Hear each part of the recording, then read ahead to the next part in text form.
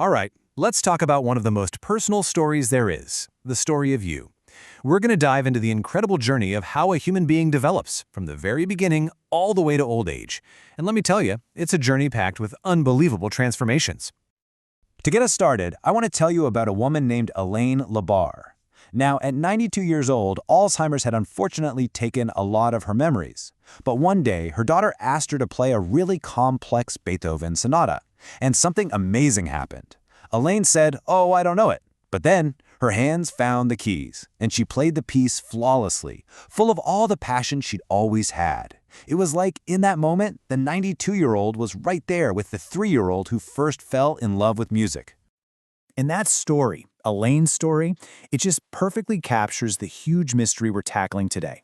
How is it possible that we can change so profoundly? Our bodies, our minds, our feelings, and yet through it all, there's still a core us that remains. It's a question that every single one of us lives with. So, to even begin to get our heads around that question, we first need to get on the same page about the fundamental process at play here. Let's define exactly what we mean when we say development. Now, the key thing to grab onto here is that this isn't just about growing up or getting smarter. Development is a lifelong pattern, and this is crucial. It includes both growth and decline. It's the whole picture, the full story of our journey, from our very first breath to our last. And this whole journey, it's really happening on 3 different levels at the same time, and they're all tangled together. You've got physical processes, that's the changes in our bodies. Then there are cognitive processes, how our thinking and language evolve. And finally, socio-emotional processes, which is all about our relationships, our feelings, and our personality. These 3 threads are woven together to make you, you. So let's pull on that cognitive thread first. There was this legendary psychologist, Jean Piaget, who completely changed how we see kids. He showed us that babies aren't just these empty vessels waiting for us to pour knowledge into them. No.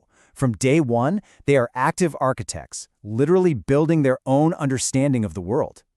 And the basic building blocks for this whole construction project are called schemas.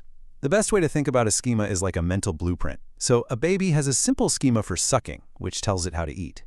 As we get older, our schemas get way more complex, forming our understanding of everything from what a dog is to a concept like justice. Okay, so how do we actually update these blueprints as we go? Piaget pointed out 2 really key processes. First, there's assimilation. That's when we try to fit a new experience into a box we already have. You know, like when a toddler sees a cat for the first time and shouts, "Doggy!" Then there's accommodation. That's when we realize the old box doesn't work, so we have to change it or build a whole new one. That's when the toddler learns that nope, cats and dogs are different animals. This is literally how we learn. Piaget saw this whole process as climbing a 4-stage staircase. We start at the bottom, in the sensory motor stage, just figuring out the world through touch and movement. Then we climb to the pre-operational stage, where we start using words and imagination. Next up is the concrete operational stage, where we get really good at logical thinking about real physical stuff. And finally, we reach the formal operational stage, where we can think about abstract ideas and reason about things we've never even seen. And that foundation leads us right into, well, the famously stormy, incredible period of adolescence. It's a time of massive change, not just on the outside, but deep inside the brain itself. So picture this. Inside a teenager's brain, the amygdala, that's the emotional gas pedal, is fully developed and floored. But the prefrontal cortex, the logical brakes for reasoning and impulse control, well, that part's still being built. It won't be finished until our early 20s. This mismatch, it explains so much, right? You've got these incredibly powerful emotions without a fully developed system to control them. So while all that brain rewiring is going on, the teenager is also facing this huge social-emotional task. Another brilliant psychologist, Erik Erikson, called it the crisis of identity versus identity confusion. This is the big job of being a teenager. Figuring out who you are, what you're all about, and where you're headed in life. So how do you actually build that identity? Well, a researcher named James Marcia figured out it really boils down to 2 key things. First, there's exploration. That's trying on different hats, investigating different careers, beliefs, and ways of life. Then there's commitment. That's when you actually choose a path and decide to invest in it. To build a really solid identity, you need a healthy dose of both. Okay, so from that search for who we are, we move into the long, winding road of adulthood. And the very first thing we need to do here is smash a really common and honestly kind of depressing myth about what happens to our minds as we get older.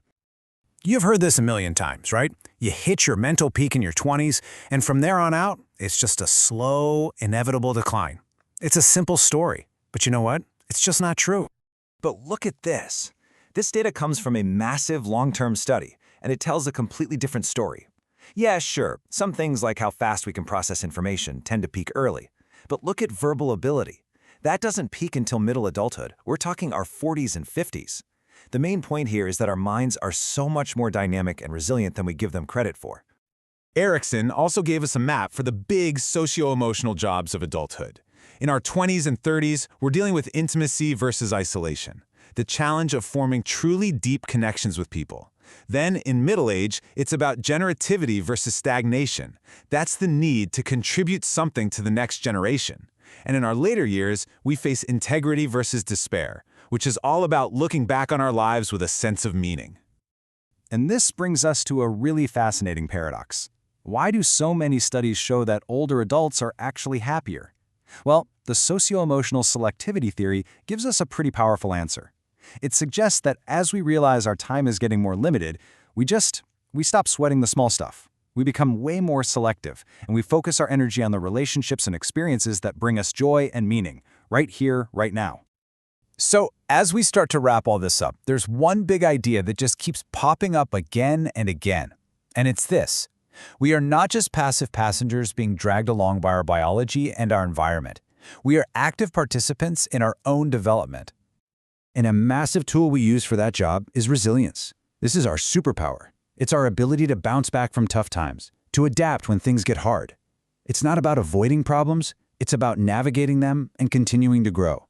It's a muscle we build and use our entire lives. Which brings us right back where we started, back to Elaine at her piano. She is such a perfect reminder that we are all a collection of our past selves. We're constantly changing, yeah? But we're layering new experiences over old ones. And through it all, a core thread of who we are, our passions, our identity, it endures. Because in the end, that's the big secret. Our genes and our environment, nature and nurture, they're just the raw ingredients. You are the developer. You're the one who actively mixes those ingredients together, shapes them, and builds them into the unique person you are. And that is maybe the most powerful and empowering idea in the whole study of human development. You are the author of this story. Your life is the ongoing project. So the only real question left is, what are you going to build next? Thanks for joining us for this explainer. We'll see you next time.